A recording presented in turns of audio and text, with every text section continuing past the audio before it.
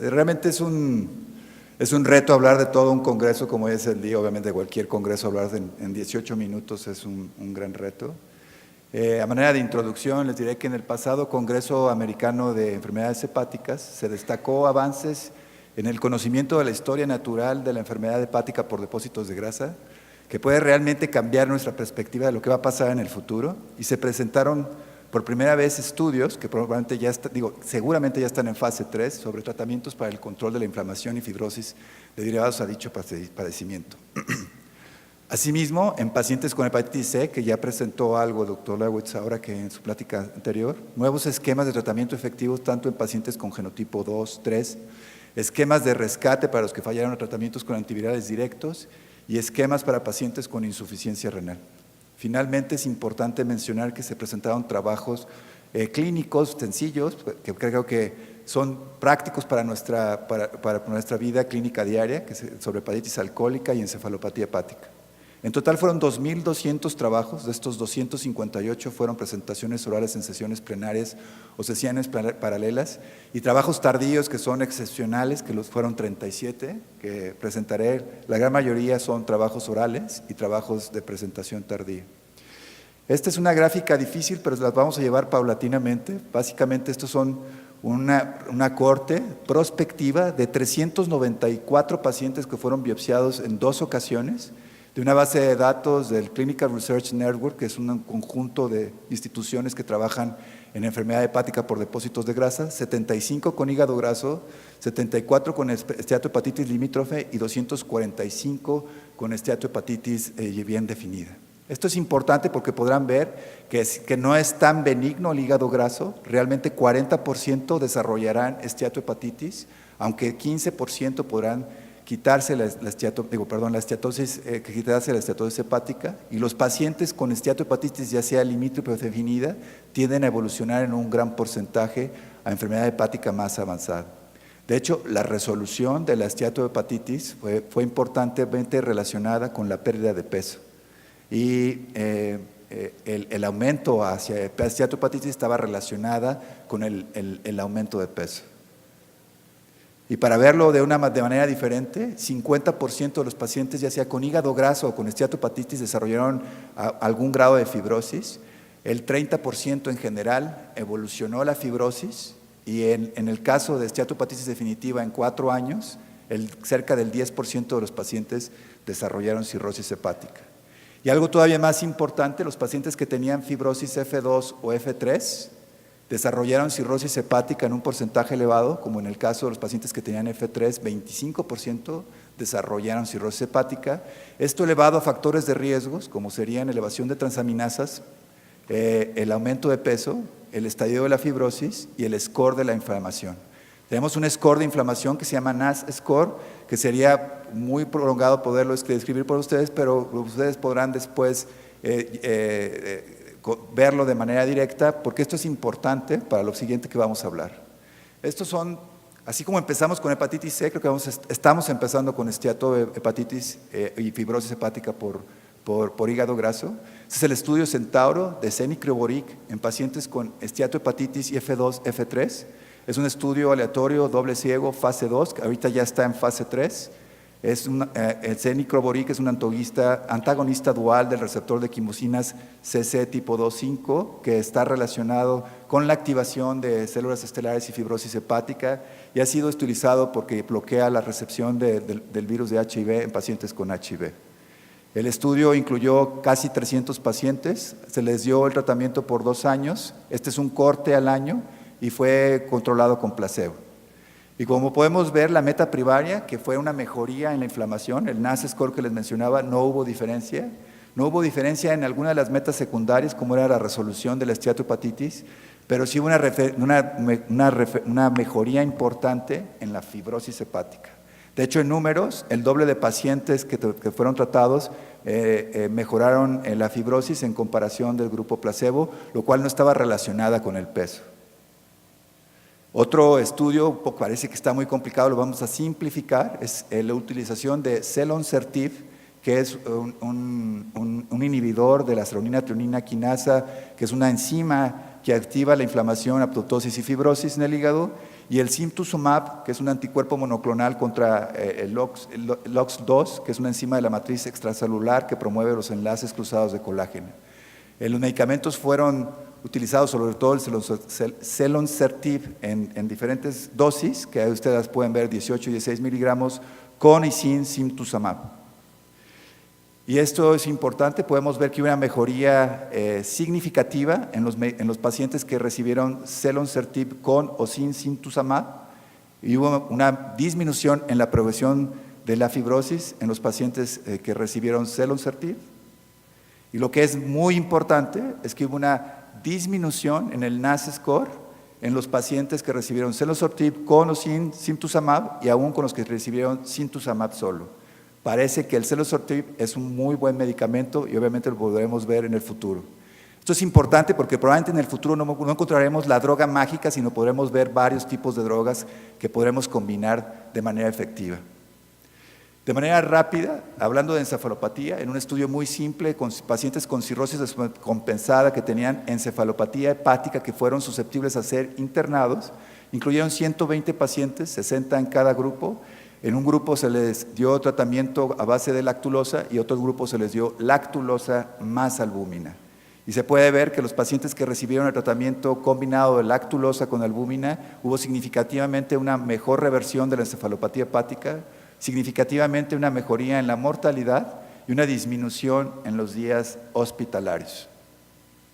En otro estudio en el que se evaluó la eficacia y seguridad de la monoterapia con rifaximina versus la combinación de rifaximina y lactulosa para prevenir la recurrencia de encefalopatía hepática, la recurrencia de encefalopatía hepática durante 6 meses fue menor significativamente en pacientes que recibieron la terapia combinada que en aquellos que recibieron monoterapia con rifaximina. Lo podemos ver gráficamente en donde los pacientes que tuvieron la terapia combinada nada más tuvieron una recurrencia del 13.9% de encefalopatía hepática en 6 meses comparado con 24.8% en pacientes que recibieron únicamente rifaximina. Este es un estudio hindú, es pequeño pero sumamente significativo, en donde se comparó la utilidad de factor de estimulante de colonia de granulocitos con o sin acetilcisteína en pacientes con hepatitis alcohólica severa, en los grupos que recibieron el factor de colonia de granulocitos con o sin N-acetilcisteína mejoraron su sobrevida comparado con aquellos pacientes que recibieron el tratamiento estándar. Aparentemente la N-acetilcisteína no infiere una mayor utilidad, por lo que se considera que probablemente, como se había mencionado en otros estudios, el factor estimulante de colonia de granulocitos en pacientes con hepatitis alcohólica severa puede ser de ayuda terapéutica. Y bueno, ustedes ya oyeron una plática extensa sobre hepatitis C y quisiera acotarlos a lo que es nuevo, y esto se presentó en el Congreso Americano de Patología. Primero, este es un estudio importante, porque en México esta combinación ya está aceptada por la COFEPRIS, es la utilización de grasoprevir, elbasvir más sofosbuvir en pacientes con virus de hepatitis C genotipo 3 con o sin tratamiento previo, y la combinación pues no puede ser más altamente efectiva como del 100%, como pueden ver ustedes. A 12 semanas de tratamiento, 8 semanas de tratamiento no fue tan efectiva, entonces es una alternativa en pacientes con genotipo 3 o con o sin cirrosis hepática que habían fallado tratamiento previo. Escucharon las nuevas combinaciones de esta triple terapia de Merck con el MK-3682, grasoprevir y rusasvir. El rusasvir es un inhibidor, perdón, el MK-3682 es un inhibidor de polimerasa uridinonucleótido, el grasoprevir ya lo conoces, es un inhibidor de proteasas, y el rusasvir es un inhibidor de la NS5A. La combinación a 8 semanas en pacientes con genotipo 1 y en 12 semanas en este mismo grupo es altamente efectiva. En genotipo 2, la combinación a 12 semanas, al igual que en genotipo 3, también es altamente efectiva, por arriba del 96% en ambos grupos.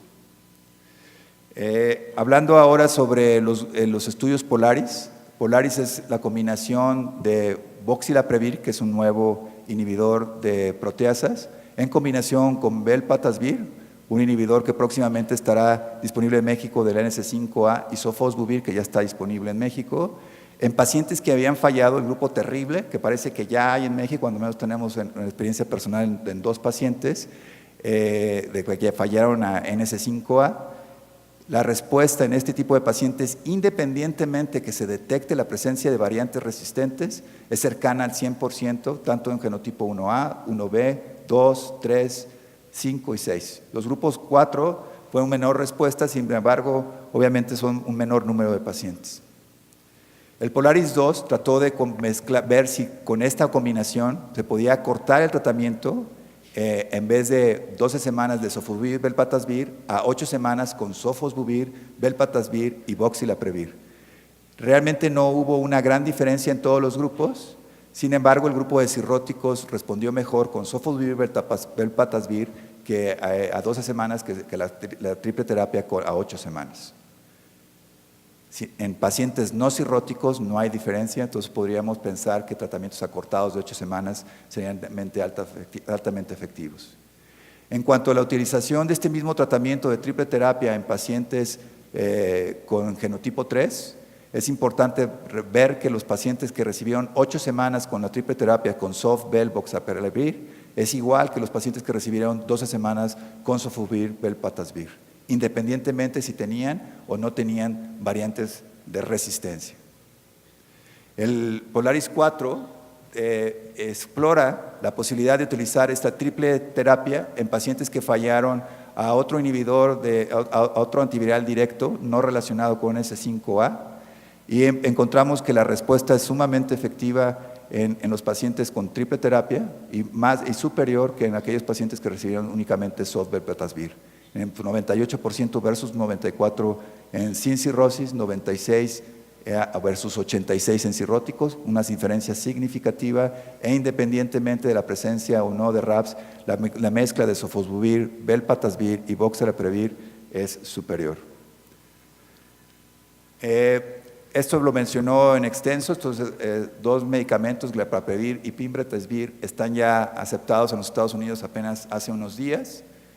Sofosbuvir, velpatasvir y voxilaprevir está aceptado en Estados Unidos también apenas hace cerca de un mes. El Endurance 1 trató pacientes que tenían genotipo 1, 15% cirróticos, eran pacientes que no habían sido tratados previamente, y combinó 8 semanas o 12 semanas y oyeron ustedes en la plática previa las respuestas fenomenales en un gran número de pacientes, prácticamente del 100%. Y el Endurance 2 trató pacientes con genotipo 2 con las respuestas también cercanas al 100%. Tenemos ahora pues mezclas que son altamente efectivas. Este estudio con glecaprevir y pimbretesvir en pacientes con genotipo 3, en pacientes con cirrosis y sin cirrosis, con historia de tratamiento previo o sin historia de tratamiento previo, las respuestas también son altamente efectivas, que van del 96 al 98% a 16 semanas. Probablemente algunos pacientes, esta mezcla en genotipo 3 pudiera tener que extenderse en vez de 12 semanas a 16 semanas. Y esto para los que nos dedicamos al hígado es algo extraordinario. Teníamos pacientes con genotipo 2 o genotipo 3 y que tenían insuficiencia renal y prácticamente estábamos en la no teníamos nada que ofrecerles. Si les dábamos sofosbuvir era complejo, porque teníamos que vigilarlos muy cercamente por la presencia de efectos colaterales. Y el estudio Expedition 4, que estudia glecaprevir y pimbretesvir en pacientes con virus de hepatitis C y daño renal avanzado, 82% en hemodiálisis, 19% en pacientes cirróticos, 42% con historia de tratamientos previos, la respuesta viral sostenida fenomenal del 98%. Estamos en una etapa en donde, si bien hepatitis C ya suena aburrido porque estamos en 95-98%, hemos encontrado prácticamente la perfección, que eso no suele suceder en medicina. Y creo que así como empezamos hace una década, o más, unos 5 o 7 años, perdón, con los nuevos antivirales directos, creo que se está empezando de la misma manera en el tratamiento de la esteatohepatitis y de la fibrosis por hígado graso. Y concluyendo, basado en estos estudios, les puedo decir de una manera importante que la actividad inflamatoria y la fibrosis de esteatohepatitis por hígado graso son los factores principales que predicen la progresión de la enfermedad a cirrosis hepática. Importante, yo creo que un concepto es que la enfermedad es evolutiva a pesar de que el paciente tenga únicamente hígado graso Y esto es sumamente importante porque de repente los mismos doctores pensamos que es algo totalmente benigno. El cenicriboric parece reducir la fibrosis hepática en pacientes con esteatohepatitis no alcohólica. La inhibición farmacológica de ASK1 con selnosertib es una medida terapéutica prometedora para disminuir la actividad inflamatoria y la fibrosis en pacientes con esteatohepatitis no alcohólica. Importante pensar que no va a haber un tratamiento único, que seguramente va a ser tratamientos combinados porque se tendrá que afectar varias vías metabólicas, en donde obviamente los estudios en bases moleculares y fisiopatología serán muy importantes para poder descubrir nuevos tratamientos. La terapia combinada de albúmina más lactulosa es más efectiva en el control de encefalopatía hepática, tanto en la mortalidad y en los días de hospitalización, sobre todo en los pacientes que han sido hospitalizados por encefalopatía hepática, seguramente porque se encontraban más descompensados. La combinación de rifaximina más lactulosa es más efectiva que solo rifaximina en el control de esteatohepatitis, de encefalopatía hepática, ya me quedé pegado en esteatohepatitis. El factor estimulante de colonia de granulocitos es una terapia eficaz para mejorar la sobrevida de hepatitis alcohólica severa comparado con la terapia estándar. Creo que este es un muy buen avance. Grasopevir, el Vasvir más sofosbuvir es una combinación efectiva en el tratamiento de genotipo 3. Se encuentra aceptada por la COFEPRIS en México y se encuentra disponible. Esta triple terapia de Merck, el Merck 3682, Grasopevir, Ruzasvir, es una combinación eficaz en pacientes con genotipo 1, 2 y 3, aún en los difíciles de tratar. Sofosbuvir, Velpatasvir y Voxaleprevir es una combinación útil, pangenotípica en pacientes sin tratamiento previo, sobre todo en cirróticos con genotipo 3. Esto no fue una aceptación por la FDA, pero probablemente pelearán por esto. Sin embargo, es la terapia de elección en falla de diferentes antivirales directos tengan o no tengan la determinación de variantes resistentes. Glecaprevir y Pimbetasvir es una combinación eficaz en genotipo 1 a 3 en pacientes y en pacientes con insuficiencia renal de genotipo 1 a 6. Muchas gracias.